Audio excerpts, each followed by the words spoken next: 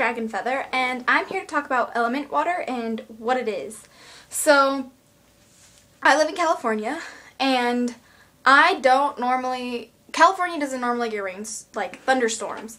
And when we do, I really try to get as much containers out there as I can to collect the water, because when there's a thunderstorm and it's pouring rain, you can collect the water and use that water for very powerful things in your practice. And what this is you don't have to charge this water. You don't have to charge this water because the thunder and lightning already charged it for you. So yes, each single thing in the thunderstorm represents a different part of, like, a different element. Obviously the water represents water and the thunder represents fire, but I forget the other two. But usually when you get element water, you can't tell in this jar. This is the jar that I store my water in, and this is completely full with water. You can't tell because it's completely full. And then on top of that, I collected this one, which is huge, and then this little one. And it's cold. It's freezing when you get it. And it's so cold because it's coming from so high in the atmosphere. But normally when you get it, it usually smells like it smells like forests to me. That's just me. It might smell different to you guys. But you'll find little specks of plants in there. And those plants represent earth. And so when the wind is blowing, I remembered it now. So when the wind is blowing, you know, this way and that way, that's the air part of getting the water. And this water all goes through the thunder, and the clouds also represent air, depending if it's windy or not. The particles of earth that you have, like, in there is charging the water with the powers of earth and blah blah blah. And it's really important because, like I said, when you get this water, you don't need to charge it. You don't need to cleanse it, and you don't need to do anything to it, because it came straight from the sky.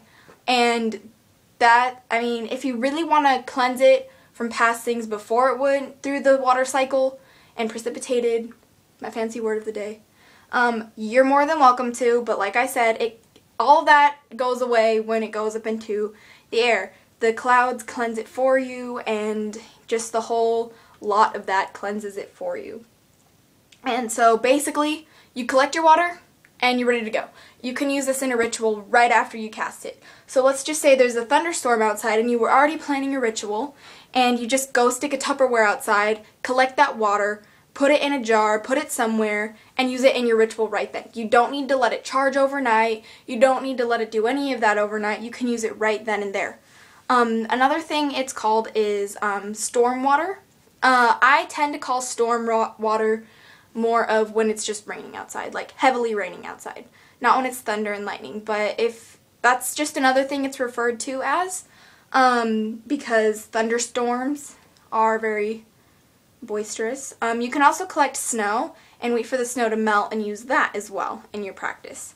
That's usually called winter water or cold water, and some people call it snow water, but it's up to you guys. So if you guys have the chance, if you live somewhere where it rains a lot and there's a lot of thunderstorms there, then lucky you, you can have a lot of this. But if it doesn't rain very often where you live, and you guys rarely get thunderstorms, then make sure when you do have a thunderstorm that you put as many Tupperwares around your backyard, your front yard that you can, so you can collect all this water, because it's really hard to get, and it's one of nature's greatest gifts, in my opinion, other than oxygen, because that's one of the better ones that we need. But yes, that is very important. Something that you can use element water for is, you can use it for your ritual wine, and this is very controversial because some people believe that it's too strong for you to drink. Like, don't drink it because it's so charged and so powerful it'll mess with your energy fields.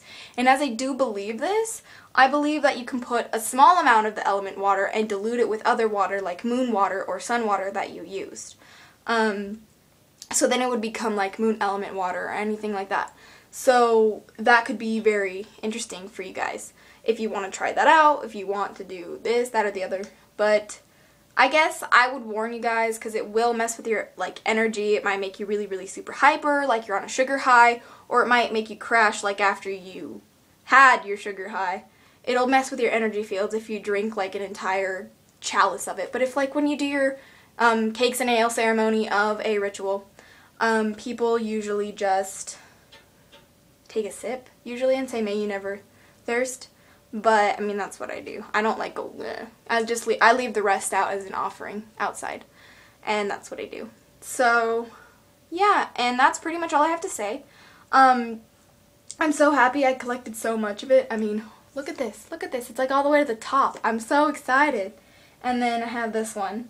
And if you can tell on that one, there's like, if you can see little particles at the bottom of it. Ooh, it's dripping. Sorry. Yeah. So, that is that. And until next time, blessed be, and bye-bye.